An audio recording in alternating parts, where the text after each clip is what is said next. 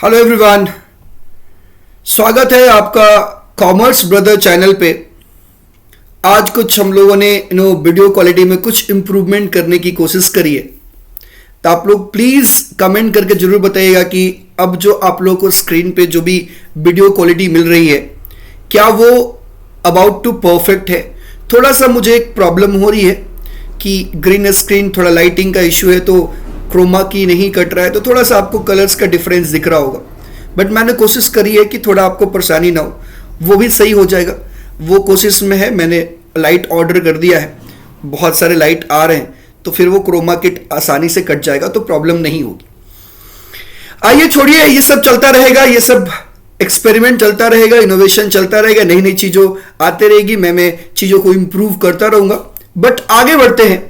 हम लोगों ने पिछले लेक्चर के अंदर जो टॉपिक डिस्कस करा था, वो हमारा जो टॉपिक था दैट इज हमने प्रिंसिपल्स ऑफ मैनेजमेंट के फीचर्स डील करे थे, उसके सिग्निफिकेंस डील करे थे। आज हम लोग को जो टॉपिक डील करना है वो टॉपिक है हमारा fuel principles of management. Fuel के प्रिंसिपल्स ऑफ मैनेजमेंट को डील करना है। एक एक 14 प्रिंसिपल्स को हम लोग एक एक करके पढ़ेंगे, समझेंगे। मैं आपको उसको एक्सप्लेन करने की आपको कोशिश करूंगा, एक एक चीज को बेटर तरीके से मैं एक्सप्लेन करूंगा, फिर उससे वो टॉपिक हमारा बिल्कुल क्लियर हो जाएगा। तो आज का लेक्चर का टारगेट यही है कि हमें 14 प्रिंसिपल्स ऑफ फ्यूल को डील करना है। आइए बात करते हैं, शुरू करते हैं। तो कॉमर्स ब्रदर चैनल में आपका स्वागत है और शुरू करते हैं। और प्लीज आप लोग, मैं बार बार बोलता हूं, ये वीडियोस को प्रॉपर देखिएगा, आपके एग्जामिनेशन में बहुत काम आने वाला है। मैं बता रहा हूं, आप मेरे साथ जुड़े रहिए। आपके एग्जामिनेशन तक, आपके एग्जाम के लिए मैं तगड़ा तरीके से प्रिपरेशन करवा दूंगा। मैं थोड़ी सी हर चीज़ों पे थोड़ा थोड़ा इंप्रूवमेंट कर रहा हूं। बहुत ही तगड़ा प्रिपरेशन हम करवा देंगे, आप टेंशन ना लो। हमारे थंबनेल पे आपको 95 प्लस दिखता है, तो अगर आप मेरे वीडियो पे जाएंगे और वीडियो के अनुसार चलेंगे तो 95% मार्क्स आएगा बिजनेस स्टडीज के अंदर, कोई रोक नहीं सकता है। चलिए फिर आगे बढ़ते हैं और शुरू करते हैं। सबसे पहला प्रिंसिपल है जिसका नाम है division of work. I am talking about the division of work. Division of work का क्या मतलब होता है? डिवीजन ऑफ वर्क का कहने का मतलब यह होता है कि किसी भी ऑर्गेनाइजेशंस के अंदर सबसे बड़ी इश्यूज क्या है, किसी भी ऑर्गेनाइजेशंस के अंदर सबसे बड़ी प्रॉब्लम क्या है, उस प्रॉब्लम को समझिएगा। प्रॉब्लम यह है कि काम ओवरऑल जो वर्क है वो बहुत बड़ा है। अब ओवरऑल बहुत बड़ा है तो उस काम को करने में वो क्या है, वर्क इज डिवाइडेड। उस काम को करने में दिक्कत आती है। कौन क्या काम करेगा ये बिल्कुल पता नहीं चलता है, केओस का सिचुएशन हो जाता है, इफिशिएंसी नहीं हो पाती है, टारगेट पूरा नहीं हो पाता, समय पे काम नहीं हो पाता है। तो फ्यूल साहब ने यहां पे प्रिंसिपल दिया है जिसका नाम है division of work. Division of work क्या कहता समझना है। ये कहता है कि whole of the work is divided in small task और जॉब। अपने सारे काम को, आपका जो भी वर्क है वो सारे वर्क को ना आप छोटे छोटे जॉब्स के अंदर क्या कर लो, बांट लो। छोटे छोटे जॉब्स के अंदर क्या कर लो, बांट लो। छोटे छोटे जॉब्स के अंदर बांट लो, ठीक है जी। And each work is done by a trade specialist. और हर जॉब को एक ट्रेंड स्पेशलिस्ट से काम करवाओ। उसको एक ट्रेंड स्पेशलिस्ट होगा जो स्पेशलाइज होगा उस काम को करने के लिए, या फिर एक पर्सन जो उस काम को करने के लिए जो स्किल्स रखता होगा उस पर्सन को वो काम दे दो, ठीक है जी। लीड्स टू अ ग्रेटर, इससे क्या होगा, आपकी ऑर्गेनाइजेशन की एफिशिएंसी बढ़ जाएगी, आपके ऑर्गेनाइजेशन में स्पेशलाइजेशन आ जाएगा, आपकी ऑर्गेनाइजेशन की प्रोडक्टिविटी वो क्या हो जाएगी, इंक्रीज हो जाएगी। And reductions of unnecessary wastage and movement. समझिए इस बात को। ये प्रिंसिपल सिंपल क्या कहता है? ये प्रिंसिपल कहता है भाई साहब कि हमारा जो होल ऑफ द वर्क है उस वर्क को छोटे छोटे जॉब्स के अंदर बांट दो। ईच जॉब पे एक पर्सन को असाइन कर दो कि भैया ये वाला काम आपको करना है। और अगर ऐसा करोगे तो क्या होगा कि स्पेशलाइजेशन आएगा, क्योंकि अगर एक बंदा एक ही काम को बार बार रिपीटेडली करेगा तो उस काम में वो क्या बन जाएगा, स्पेशलाइज बन जाएगा। जब उस काम में वो स्पेशलाइज बन जाएगा तो फायदा यह मिलेगा कि हमारे ऑर्गेनाइजेशंस की इफिशियंसी बढ़ जाएगी। इन द सेंस वो अगर इफिशिएंटली काम करेगा तो ऑब्वियसली ऑर्गेनाइजेशन की भी इफिशियंसी क्या होगी, बढ़ेगी, और हमारा अननेसेसरी वेस्टेज रिड्यूस होगा, हमारा अननेसेसरी मूवमेंट जो है रिड्यूस होगी। जो इंप्लॉइज एक्सपीरियंस नहीं होता, जो इंप्लॉई स्पेशलाइज नहीं होता, जो एक्सपर्ट नहीं होता है, वो अननेसेसरी मूवमेंट करता है। जो एक्सपर्ट होता है, जो अननेसेसरी मूवमेंट नहीं करेगा, वेस्टेज नहीं करेगा, इफिशियंसी बढ़ जाएगी, स्पेशलाइजेशन आ जाएगा। ये सारे एडवांटेज आपको मिलेंगे अगर आप डिवीजन ऑफ वर्क प्रिंसिपल्स को फॉलो करेंगे। अगर इस प्रिंसिपल को फॉलो नहीं किया, अगर मान लो आपने ये प्रिंसिपल को फॉलो नहीं किया, आपने इस प्रिंसिपल्स को फॉलो नहीं किया, तो उस कंडीशन में क्या होगा, उस कंडीशन में आपका इफिशियंसी कमेगा, आपके स्पेशलाइजेशन नहीं होगी, आपका जो है वेस्टेज ऑफ क्या होगा, रिसोर्सेज होगा, ये सारे प्रॉब्लम्स अराइज होंगे। तो पहला जो प्रिंसिपल्स है वो है डिवीजन ऑफ वर्क, वो मैंने क्लियर कर दिया कि डिवीजन ऑफ वर्क क्या होता है। सेकेंड प्रिंसिपल क्या है, ध्यान सुनिएगा। सेकेंड प्रिंसिपल है ऑथोरिटी एंड रिस्पॉन्सिबिलिटी। इसका क्या मतलब होता है? When we talk about the authority and responsibility, इसका सिंपल सा एक ही मतलब होता है। ऑथोरिटी मतलब होता है पावर, रिस्पॉन्सिबिलिटी मतलब होता है जो वर्क आपको असाइन किया गया है उसको हम लोग क्या बोलते हैं, रिस्पॉन्सिबिलिटी बोलते हैं। यह प्रिंसिपल कहता है कि authority means power to take the decisions. ठीक है, ऑथोरिटी का मतलब होता है पावर है, डिसीजंस लेने का क्या है, ऑथोरिटी पावर है। डिसीजंस लेने का ऑथोरिटी क्या है जी, पावर है। ध्यान से देखिएगा, डिसीजंस लेने का पावर है। And responsibility means obligation to complete a job assigned. And responsibility मतलब होता है आपको जो जॉब असाइन किया गया है उस जॉब को कंप्लीट करना इज योर रिस्पॉन्सिबिलिटी। वो क्या है, आपकी रिस्पॉन्सिबिलिटी है। ठीक है जी। On time, authority and responsibility should go hand in hand. Mere responsibility without authority makes an executive less interested in discharging the duties. Similarly, giving authority without assigning responsibility makes him arrogant and then it is a misuse of power. चलिए बात को समझाता हूं मैं आपको। समझाओ sir, समझाओ। एकदम सिंपल सा कॉन्सेप्ट है मेरे भाई। हाँ सर समझाओ सर। देखो क्या है, अगर मान लो कोई एक पर्सन है, मान लो एक पर्सन का एग्जांपल लेते हैं। ये पर्सन है, इसको कोई काम असाइन किया गया। असाइन करने मतलब इसको रिस्पॉन्सिबिलिटी दी गई। अगर कोई वर्क आपको असाइन किया गया है तो उसमें आपको क्या दी गई, रिस्पॉन्सिबिलिटी दी गई, आपको रिस्पॉन्सिबिलिटी मिला।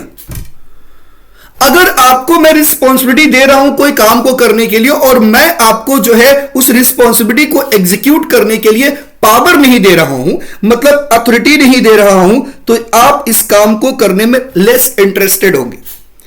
और आपके ऊपर जो है हम जो है अकाउंटेबिलिटी भी फिक्स नहीं कर सकते हैं। आप बोलेंगे भैया हमको तो पावर ही नहीं मिला था, हमको तो आपने सिर्फ रिस्पॉन्सिबिलिटी दे दी, हमको तो पावर आपने दिया ही नहीं। जब हमें पावर नहीं मिला तो हम उस रिस्पॉन्सिबिलिटी को जो है एग्जीक्यूट नहीं कर पाए, तो ये प्रॉब्लम आएगी। इसीलिए इन्होंने फेवल साहब ने कहा कि किसी भी पर्सन को अगर कोई काम दे रहे हो, अगर उसे रिस्पॉन्सिबिलिटी दिया जा रहा है तो रिस्पॉन्सिबिलिटी को एग्जीक्यूट करने के लिए उसे पावर भी मिलना चाहिए।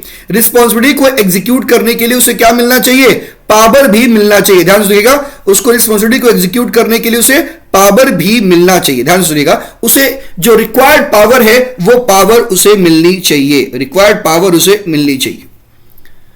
अगर आप उसे पावर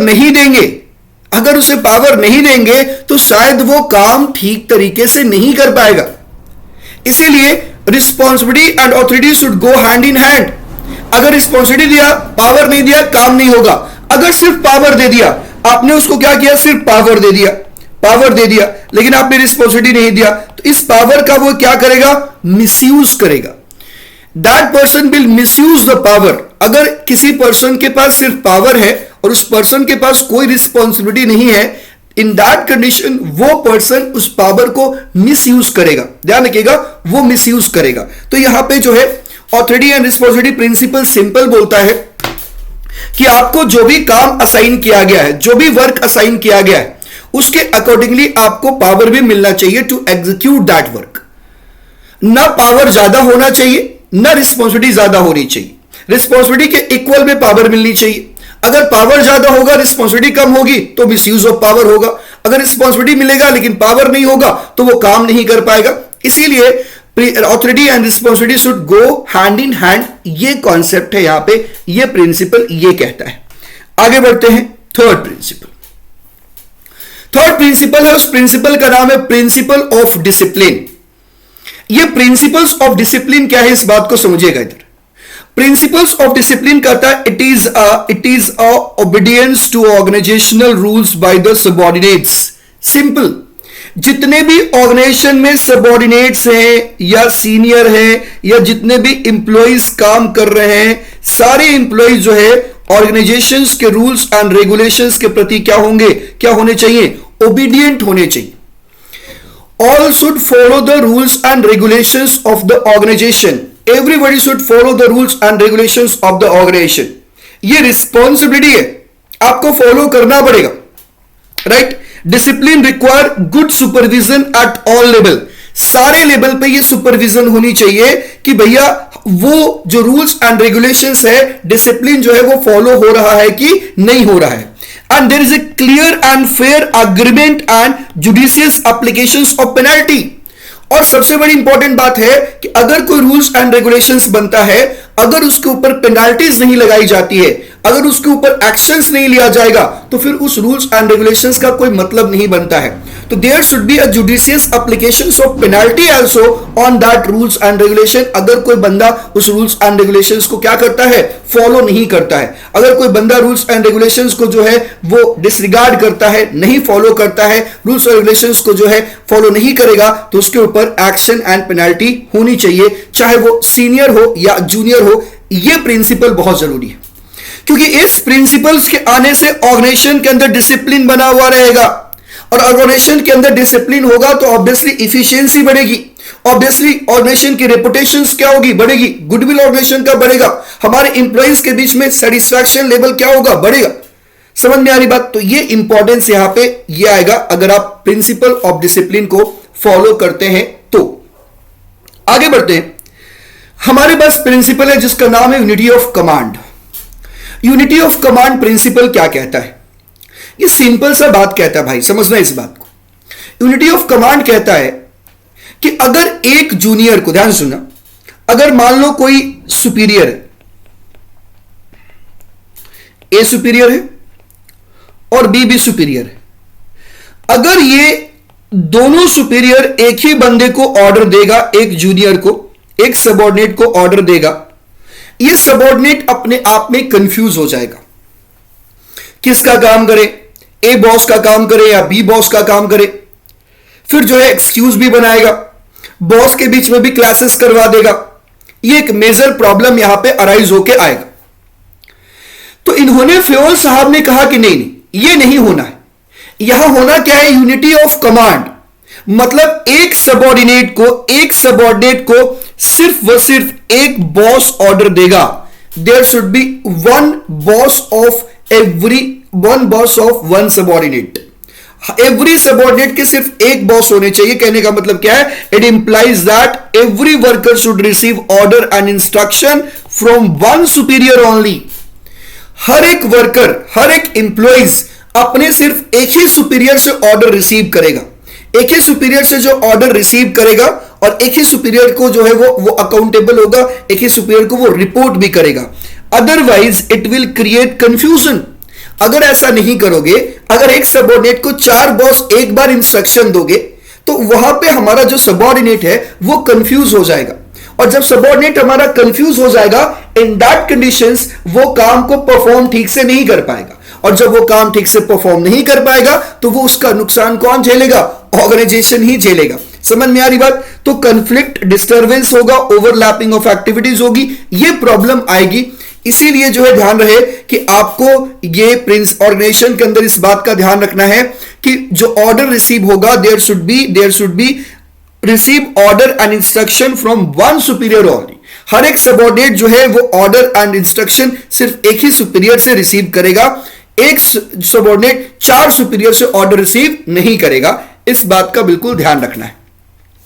इसका फायदा क्या होगा, नो कंफ्यूजन, टाइम पे जो है आपका ऑब्जेक्टिव कंप्लीट हो जाएगा। आप अपने वर्कर्स के अकाउंटेबल, अपने इंप्लॉइज को, अपने सबऑर्डिनेट्स को अकाउंटेबल बना सकते हैं, उससे सवाल पूछ सकते हैं कि ये काम समय पे क्यों नहीं कंप्लीट हुआ, ये सवाल उससे आप आस्क कर सकते हैं, पूछ सकते हैं। बट अगर ये प्रिंसिपल को आप फॉलो नहीं करेंगे, चार बॉस मिलके एक ही बंदे को इंस्ट्रक्शन दे रहे होंगे, इन दैट कंडीशंस आप जो है उससे सवाल नहीं कर पाएंगे, आप उसको अकाउंटेबल नहीं ठहरा पाएंगे। वो एक्सक्यूज बनाएगा कि उनका काम कर रहा था, उनसे एक्सक्यूज बनाएगा उनका काम कर रहा था, तो यहां पे प्रॉब्लम आएगी। इसीलिए आपको यह प्रिंसिपल फॉलो करना है, that is unity of command. Unity of command के प्रिंसिपल्स को फॉलो करना बहुत जरूरी है, इस बात का ध्यान रखें।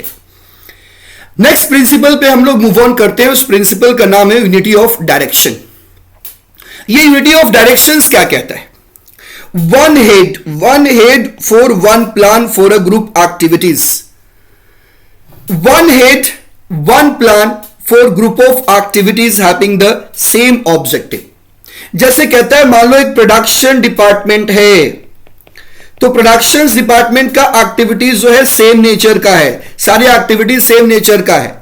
तो ये जो है, और इनका जो है क्या कह रहा है, वन हेड, इनका एक हेड होगा, इसका अपना एक प्लान होगा, और इस हेड के अंदर जितने भी लोग काम कर रहे होंगे, इस जो है आप कह सकते हैं ग्रुप में जितने भी लोग काम कर रहे होंगे, सबका डायरेक्शन जो होगा वो भी क्या होगा, सेम होगा, सेम डायरेक्शन में लोग काम करें। In the sense it ensure coordination in the organisation. अगर ऑर्गेनाइजेशन लेवल पे काम करे तो अलग अलग डिपार्टमेंट होगी, लेकिन हर एक डिपार्टमेंट के लोग जो है ऑर्गेनाइजेशन ऑब्जेक्टिव की तरफ डायरेक्शन होकर काम करें। अगर एक डिपार्टमेंट की बात करें तो उस डिपार्टमेंट में काम करने वाले जितने भी लोग हैं, सारे एक्टिविटीज होंगे directed towards the goal of that department, directed towards the goal of that department, directed toward the plans of that department. In the sense यहां पे simple one head one plan one direction. एक head होगा, एक plan होगा, और उस सारे लोग जो होंगे उस हेड के अंदर जो काम कर रहे होंगे, सबका डायरेक्शन जो होगा वो सेम होगा, कोई भी डिफरेंट डायरेक्शन में काम नहीं करेगा। तो आपको यहां पे एक डायग्राम निकल के आता है। वो डायग्राम ऐसे आएगा कि जितने भी लोग काम कर रहे हैं, सारे लोग के जो डायरेक्शन होंगे वो सेम होंगे, कोई भी अलग डायरेक्शन में काम नहीं कर रहा होगा। ये प्रिंसिपल्स यहां पे निकल के आ रहा है, that is the unity of direction. तो ये प्रिंसिपल यहां पे बनेगा। नेक्स्ट, सबऑर्डिनेशंस ऑफ इंडिविजुअल इंटरेस्ट की बात करते हैं। What do you mean by subordination of individual interest? ये कहता है कि अगर ऑर्गेनाइजेशंस के अंदर कभी ऐसा सिचुएशन आ जाए, अगर ऑर्गेनाइजेशंस के अंदर कभी ऐसा सिचुएशन आ जाए कि भैया हम लोग इंडिविजुअल्स को देखें या ऑर्गेनाइजेशंस को देखें, कभी ऐसा हो जाए कि भैया अगर दो ही काम हो सकता है, या तो किसी एक इंडिविजुअल कंपनी के सीईओ को फायदा पहुंचाया जा सकता है, या होल ऑफ द ऑर्गेनाइजेशंस को फायदा पहुंचाया जा सकता है, कंपनी को फायदा पहुंचाया जा सकता है।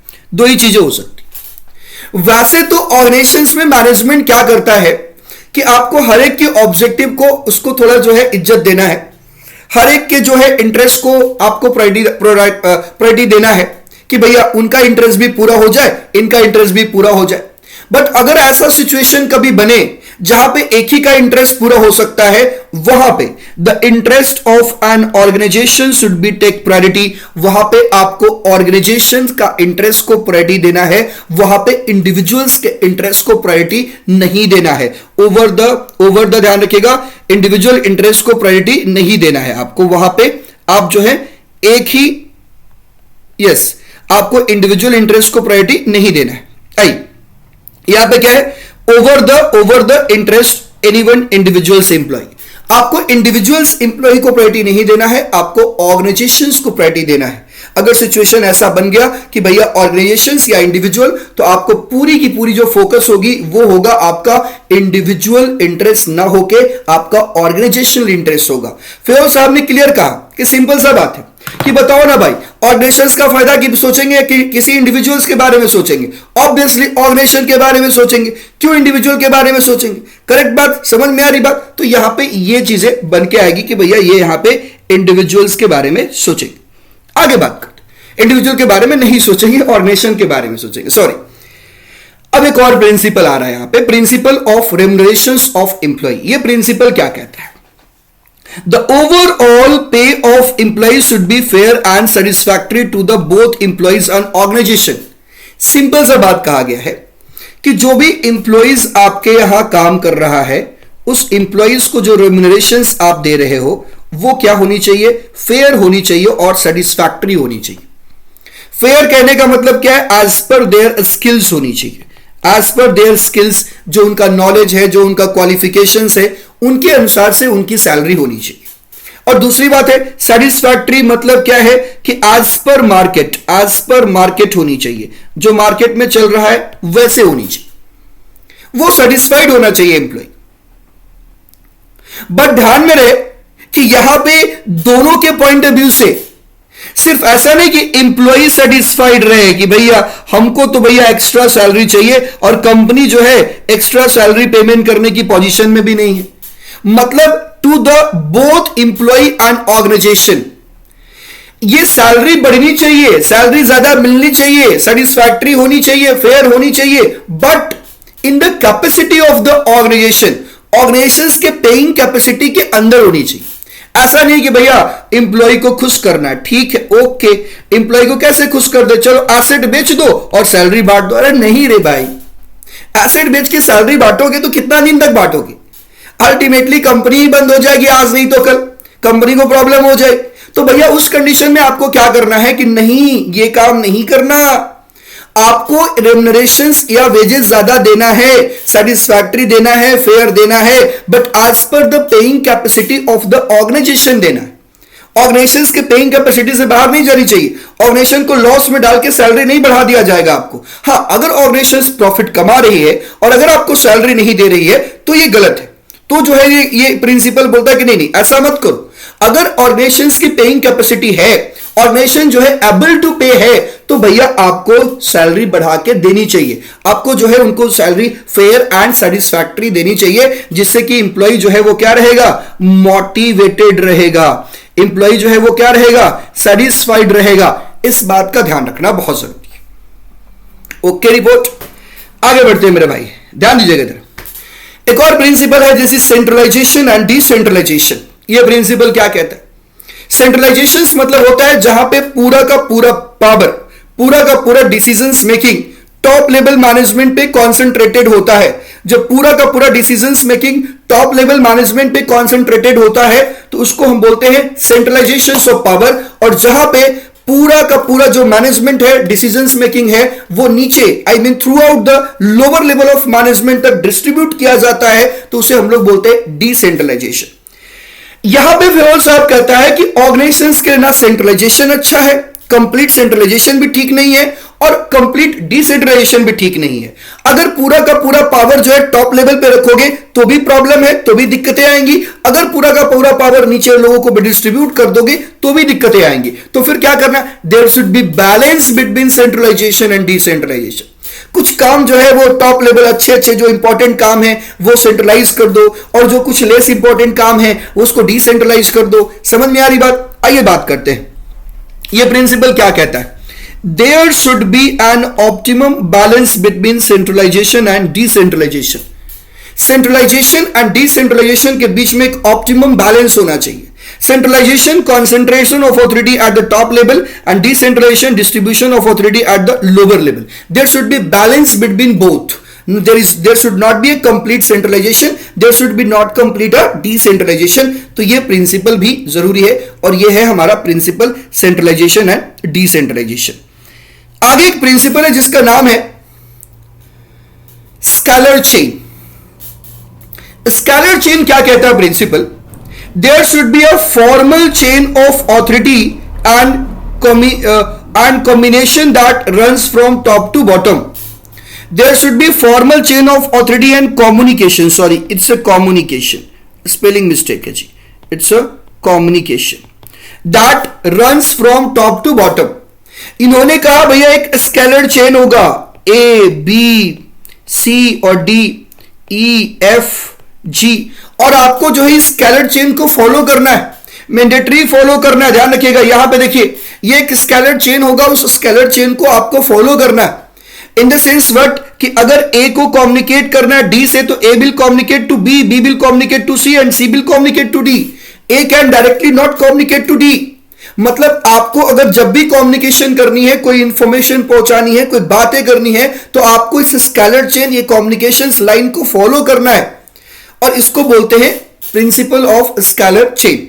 बट यहां पे क्या किया गया है, एक एक्सेप्शन दिया गया है आपको कि अगर कभी इमरजेंसी वाला सिचुएशन हो जहां पे इमीडिएटली तुरंत बात करना बहुत जरूरी है, इमीडिएटली अभी के अभी बात करना बहुत जरूरी है। क्यों बात करना जरूरी है?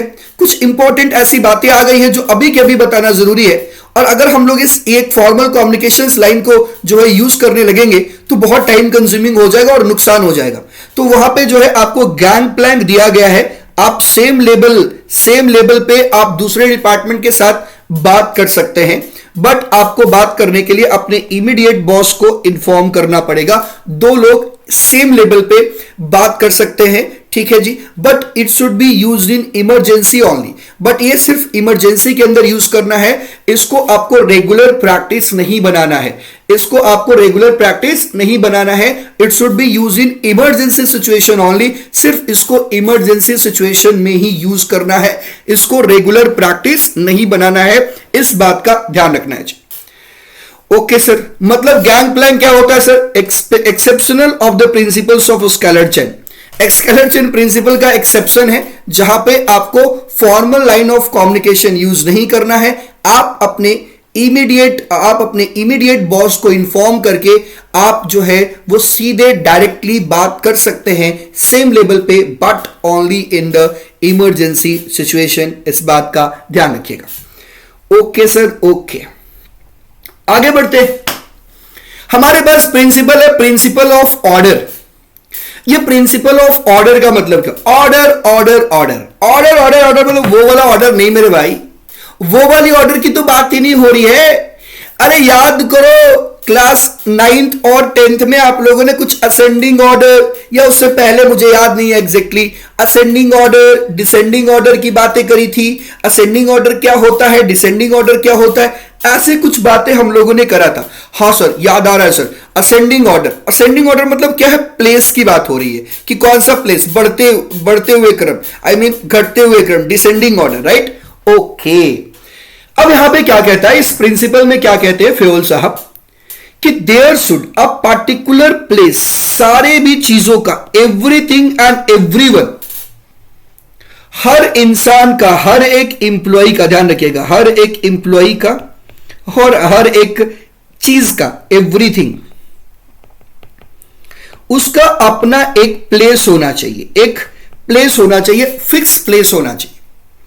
और वो चीजें और वो employee and everything and everyone in his place, वो अपने प्लेस पे ही होना चाहिए। People and material must be in suitable place at the appropriate time for maximum efficiency. ये क्या कहता है, समझना इस बात को। ये कहता है कि अपना एक टूल्स रखने का एक जगह बना लो, अपना फ्यूल्स रखने का जगह बना लो, जितने भी ऑर्गेनाइजेशन में चीजें इस्तेमाल होती है सबका एक प्रॉपर प्लेस बना लो कि ये चीजें यहां पे रखी जाएगी। और हर इंसान का बैठने का एक प्रॉपर प्लेस बना दो कि ये इंसान यहां पे बैठेगा, यहां पे बैठ के काम करेगा। क्योंकि अगर कभी भी हमें वो रिसोर्सेज रिट्रीव करना हो या कुछ पर्सन से कुछ काम हो तो हमें उसे ढूंढने में, उसे जो है वो फाइंड आउट करने में समय बर्बाद ना हो। अगर ये चीजें पता है कि भैया ये चीजें यहां पे मिलेगी तो जाकर के वहां तुरंत से हम क्या कर सकते हैं, उसे ले सकते हैं, यूज कर सकते हैं, हमारा समय बचेगा, हमारी इफिशियंसी क्या होगी, बढ़ेगी। हमको किसी पर्सन से काम है, मुझे पता है कि वो वाला कमरा में वो पर्सन बैठा हुआ होगा, हम जाएंगे उससे काम करवा के चले आएंगे, तो हमारी इफिशियंसी क्या होगी, बढ़ेगी। इसीलिए प्रिंसिपल क्या कहा गया है कि there should be a place for everything and everyone and everything and everyone on their own place only, ताकि जो है हम अपने ऑर्गेनाइजेशंस की एफिशिएंसी क्या कर सके, बढ़ा सके, ऑर्गेनाइजेशंस के काम को स्पीड अप कर सके। हमें टाइम जो है ढूंढने में, किसी चीज को जो है वो फाइंड आउट करने में नहीं व्यतीत करना है, बर्बाद नहीं हो। इसीलिए प्रिंसिपल दिया गया है, that is the principle of order. ये प्रिंसिपल भी यहां पे याद। आगे आइए, प्रिंसिपल है इक्विटी। एक प्रिंसिपल है जिसका नाम है इक्विटी। इक्विटी का मतलब होता है द वर्किंग इन्वायरमेंट। ये प्रिंसिपल कहता है कि ऑर्गेनाइजेशंस के अंदर जो वर्किंग इन्वायरमेंट है should be free from all the forms of discrimination. एक ऑर्गेनाइजेशंस के अंदर डिस्क्रिमिनेशन बिल्कुल नहीं होनी चाहिए। ऑर्गेनाइजेशन डिस्क्रिमिनेशन फ्री होनी चाहिए। किसी भी ऑर्गेनाइजेशन में किसी भी इंप्लॉइज को आप डिस्क्रिमिनेट नहीं करेंगे कास्ट के बेसिस पे, रिलीजन के बेसिस पे, उसे जो है वो पार्टिकुलर एरिया के बेसिस पे आप उसे डिस्क्रिमिनेट नहीं करेंगे। रिलीजन के बेसिस पे, लैंग्वेज के बेसिस पे, कास्ट के बेसिस पे, जेंडर के बेसिस पे, बिलीफ और नेशनलिटी के बेसिस पे उसे डिस्क्रिमिनेशन नहीं होनी चाहिए। आप उसके लिए बायस नहीं होंगे या फेवर नहीं करेंगे। कोई किसी कास्ट का है तो फेवर नहीं करेंगे, कोई किसी कास्ट का है तो उसके लिए बायस नहीं होंगे, उसके साथ डिस्क्रिमिनेशन बिल्कुल नहीं होगा। And principle of justice and fair play should be followed. हर को मौका मिलना चाहिए। There should be a fair play among all the employees working in the organisation. किसी को भी जो है उसके फेशियल एक्सप्रेशन, उसकी खूबसूरती, उसका जात, उसका जो है कास्ट, रिलीजन, नेशनलिटी जो है, इन सब सारी चीजों पे कभी भी जो है उनको फेवर या अनफेवर नहीं किया जा सकता। फेवर या बायसनेस उनके साथ नहीं हुआ जा सकता। There should not be discrimination. समझ में आ रही बात? ना किसी को अनड्यू आप फेवर करेंगे और नहीं किसी को अनड्यू आप पनिश करेंगे। ये प्रिंसिपल यहां पे आता है कि ना आपको पनिशमेंट करना है, ना उनको आपको है अनड्यू जो है फेवर करना है। तो ये प्रिंसिपल आता है प्रिंसिपल ऑफ इक्विटी।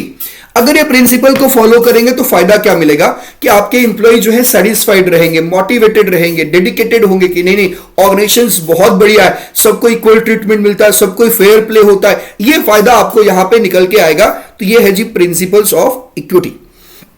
आगे बढ़ते, बढ़ो सर बढ़ो। एक है प्रिंसिपल जिसका नाम है principles of stability of person. इसका क्या मतलब होता है? यहां पे क्या मतलब है? Employee turnover should be maintained. Organisational efficiency of organisation should keep the selected employee at their place for a maximum fixed tenure. यह कहता है किसी भी इंप्लॉइज को, ध्यान रखोगे, किसी भी इंप्लॉइज को अगर किसी प्लेस के लिए आप सेलेक्ट कर रहे हैं ना, तो वहां पे आप ध्यान रखिए, प्रॉपर सिलेक्शन प्रोसेस यूज करिए। अच्छे से समझ लीजिए कि भैया ये आदमी जो है इस काम के लिए एलिजिबल है या नहीं। और अगर एक बार सेलेक्ट कर लिए, उसको उस काम पे हमने लगा लिया, तो भैया उसको मैक्सिमम पीरियड के लिए उस काम को करने दीजिए। ऐसा नहीं कि 2 दिन काम किया हटा दिया, 2 दिन काम किया फिर हटा दिया, 2 दिन काम किया फिर हटा दिया, ऐसे नहीं करना है। समझ में आ रही बात? तो मतलब सिंपली कहने का मतलब यह है कि आप अपने इंप्लॉइज को अगर कोई वर्क दे रहे हो, कोई प्रोजेक्ट दे रहे हो, तो आप अपने इंप्लॉइज को उस प्रोजेक्ट पे काम करने का टाइम दो, उसको समय दो, उसको प्रूफ करने का समय दो कि हम ये काम अच्छे से कर सकते हैं, हम ये काम जो है बेटर तरीके से कर सकते हैं। उनको जल्दी जल्दी फ्रीक्वेंट ट्रांसफर करोगे तो वो डिमोटिवेट होगा, वो उसको जो है जॉब इनसिक्योरिटी होने लगेगा, वो कंपनी छोड़ के चला जाएगा, डिमोटिवेट होगा, फ्रस्ट्रेट हो जाएगा, प्रॉब्लम आएगी, कंपनी छोड़ के जाएगा, क्विट करेगा, जिससे कि आपके इंप्लॉइज के जो इंप्लॉइज टर्नओवर है आपकी कंपनी का वो क्या हो जाएगा, बढ़ जाएगा। तो आपको इसीलिए हर एक इंप्लॉइज को अच्छे से सिलेक्शन करना है, और सिलेक्शन करने के बाद एक बार अगर उसको आपने जो है काम दे दिया है तो वो काम को मैक्सिमम पीरियड, एक टेन्योर बना दो, 3 साल 4 साल, और 4 साल के लिए उसको उस काम को करने दो, ताकि वो अपनी 100% एफिशिएंसी अचीव कर सके। एक दिन में कोई बंदा एफिशिएंसी अचीव नहीं कर सकता है, तो आप उसे समय दो अपने प्रूफ करने के लिए, अपने एबिलिटी को प्रूफ करने के लिए। तो हर जॉब पे एक पर्सन को समय मिलना चाहिए, एक फिक्स टेन्योर मिलना चाहिए, ताकि वो अपनी एबिलिटी को क्या कर सके, प्रूव कर सके। ओके सर, आगे बढ़ते हैं मेरे भाई, आइए बात करते हैं। एक है प्रिंसिपल्स ऑफ इनिशिएटिव। ये प्रिंसिपल्स ऑफ इनिशिएटिव क्या कहता है मेरे भाई? प्रिंसिपल्स ऑफ इनिशिएटिव एक सिंपल छोटा सा बात कहता है। बोलो सर क्या बोलता है? प्रिंसिपल्स ऑफ इनिशिएटिव बोलता है worker should be encourage to develop and carry out their plans. Worker को इनकरेज करिए कि अपना प्लान खुद बनाओ, अपना इनिशिएटिव खुद लो, अपने तरीके से काम करो ना मेरे भाई, फॉर इंप्रूवमेंट, ताकि उनमें improve out the plan for improvement. Initiative means taking the first step with the self motivation. आप अपने इंप्लॉइज को, आप अपने वर्कर को, आप अपने मैनेजर को, उनको अपने से इनिशिएटिव लेने का मौका दीजिए कि भैया तुम करके दिखाओ कि तुम कैसे कर सकते हो इस काम को। आप उन पे कोई भी चीज थोपिए मत, अगर थोपेंगे तो शायद वो काम ठीक से, अपना वो क्रिएटिविटी उसका नहीं यूज होगा, अपनी जो है उनकी एबिलिटी यूज नहीं होगी। तो ये प्रिंसिपल कहता है कि भैया इंप्लॉइज का डेवलपमेंट होना भी जरूरी है। इंप्लॉइज का डेवलपमेंट तभी पॉसिबल है जब उस इंप्लॉइज को आप फ्रीली काम करने देंगे, उनको इनिशिएटिव लेने देंगे। तो इनिशिएटिव लेने के लिए उनको इंकरेज करना है, उनको मौका देना है, उनको मोटिवेट करना है। अरे बनाओ ना प्लान, करके देखो ना, हो सकता है हो जाएगा, अच्छे से हो जाएगा। तो आपको ये चीजों पे फोकस करना है। तो बीइंग ए मैनेजर आपको ये ऑर्गेनाइजेशन में करना है कि आप अपने इंप्लॉइज को, सबऑर्डिनेट्स को, उसको इनिशिएटिव लेने का मौका देंगे। ये है प्रिंसिपल ऑफ इनिशिएटिव, जहां पे हम अपने इंप्लॉइज को मोटिवेट करेंगे कि आगे बढ़ के प्लान बनाओ, आगे बढ़ के चीजों को एग्जीक्यूट करो, आप पहला स्टेप्स उठाओ, ताकि जो है हो सकता है कि आपके पास कोई बेटर प्लान होगा, हो सकता है कि आपके पास जो है वो बेटर सिचुएशन में आप काम कर पाएंगे। आप जो है वो आपके माइंड में कोई और बढ़िया प्लान है, तगड़ा प्लान है, तो आप जो है अपने इंप्लॉइज को इनिशिएटिव लेने का मौका देंगे। ये प्रिंसिपल का भी ध्यान रखना है। फिर लास्ट प्रिंसिपल है हमारा फेरोल का, वो प्रिंसिपल है Spirit the corps. Management should promote team spirit. Management को इस बात को ध्यान रखना चाहिए, टीम स्पिरिट आना बहुत जरूरी है। टीम स्पिरिट कहने का मतलब है unity and harmony among the employees. Organisations के अंदर एक यूनिट की तरह काम करिए, हार्मनी के साथ काम करिए, मिलजुल के काम करिए। This encourage mutual trust and belongingness which result in minimum needs for using penalties. इससे क्या होगा कि जब एक टीम की तरह काम करेंगे, एक यूनाइट होकर काम करेंगे, तो सारे लोग अपनापन की तरह काम करेंगे, तो उससे जो है टीम बनेगा और वहां पे जो है म्यूचुअल ट्रस्ट से काम होगा। जो कोई भी फिर वहां पे जो है पेनाल्टीज का मिनिमम यूज होगा, क्योंकि सब लोग मिलजुल के एक टीम होकर के एक ग्रुप बन के काम करेंगे। तो ये बोलते हैं स्पिरिट द कॉर्प्स। यहां पे क्या कहा गया है कि मैनेजर को क्या करना चाहिए, आई वर्ड को यूज नहीं करना चाहिए। क्या वर्ड यूज करना चाहिए, वी वर्ड यूज करना चाहिए। आई रिप्रेजेंट करता है मैं और वी रिप्रेजेंट करता है हम सब। तो यहां पे टीम की बात हो रही है, एज ए टीम काम करें, एज ए टीम स्पिरिट बना करके रखे। हर एक एम्प्लॉय जो है आपस में हार्मनी बनाकर भाईचारा के साथ काम करे। तो ये प्रिंसिपल ये कहता है कि there should be use of I, there should not be use of I, there should be use of we. जहां पे टीम दिखे, आप इंडिविजुअल बात नहीं करेंगे, टीम बना के काम करेंगे, मिलजुल के काम करेंगे, हार्मनी के साथ काम करेंगे। ठीक है जी। तो स्पिरिट ऑफ यूनिटी आएगा ऑर्गेनाइजेशन के अंदर। तो ये प्रिंसिपल इस पे फोकस करता है। ये था हमारे 14 प्रिंसिपल जो हमने आज आपको डिस्कस किया है। अब अगले क्लास में आएंगे तो टेलर्स के principles of scientific management principle deal करेंगे। तो ये जो है ध्यान रखिएगा आप लोग प्लीज। मैं एक बात बता रहा हूं, लास्ट में बता रहा हूं, जो वीडियो लास्ट तक देखे हैं उनके लिए मैं बता रहा हूं, आप मेरे साथ जुड़े रहिए, सारे वीडियो को देखते रहिए। मैं वीडियो की क्वालिटी लगातार इंप्रूव कर रहा हूं और मैं कंटेंट भी तगड़ा दूंगा। मैं आपको बीएसटी में ऐसा एक्सपर्ट बनाऊंगा, मजाक नहीं बोल रहा हूं। मैं आपके साथ फिजिकल नहीं हूं, मैं यहां से आपको डिजिटली आपको मैं पढ़ा रहा हूं, सामने से मैं नहीं पढ़ा रहा हूं, बट मैं आपको यहां से वो नॉलेज दूंगा ना। चीजें मैं धीरे धीरे इंप्रूव कर रहा हूं, टेक्नोलॉजी में ला रहा हूं, धीरे धीरे आपको मैं वो क्वालिटी दूंगा ना कि आप कहेंगे कि हाँ क्या मजा आ रहा है पढ़ने में। आप बीएसटी में कॉमर्स के एक्सपर्ट बनेंगे, बी श्योर अबाउट दैट, इसकी गारंटी है हमारी। तो थैंक यू सो मच, मिलते हैं अगले क्लास में। हम लोग साइंटिफिक प्रिंसिपल को लेकर के आकर ध्यान रखिएगा। मेरे जितने भी बच्चे हैं जो अभी लास्ट तक वीडियो देखे हैं, आप अपने दोस्तों को रिकमेंड करिए कि ये वीडियो देखें, अपने कॉन्सेप्ट को क्लियर करें। हाँ, उसी को रिकमेंड करिएगा, उसी को सब्सक्राइब करने बोलिएगा चैनल। जो पढ़ने वाला है, नहीं पढ़ने वाला है, सब्सक्राइब ना करें। इन द सेंस आप अपने मम्मी पापा से सब्सक्राइब नहीं करवाइएगा, नहीं। जो बच्चा पढ़ने वाला है, जो कॉमर्स पढ़ता है, उन बच्चों से सब्सक्राइब कराइए, उनको बहुत कुछ मिलने वाला है इसमें। हमें सब्सक्राइबर नहीं चाहिए, हमें सब्सक्राइबर नहीं चाहिए, हमें लोगों का, हमारे स्टूडेंट का सेटिस्फैक्शन चाहिए, उनके नॉलेज बढ़नी चाहिए। I don't want subscriber, but हाँ, जो बच्चे पढ़ने वाले हैं, जो कॉमर्स पढ़ते हैं, उनको आप इस चैनल के बारे में बताइए। अभी 18-20 को ये चैनल शुरू हुआ है, बीच में कुछ स्ट्रगल्स करके कैसे कैसे करके चीज़ों को मैंने मैनेज किया है। धीरे धीरे मैं इस चीज़ों को इम्प्रूव करने की कोशिश कर रहा हूँ और दिन ब दिन आपके पास वीडियो इम्प्रूव्ड क्वालिटी में पहुंचेगी। थैंक यू सो मच, मिलते हैं अगले क्लास में। बाय बाय, टेक केयर, जय हिंद।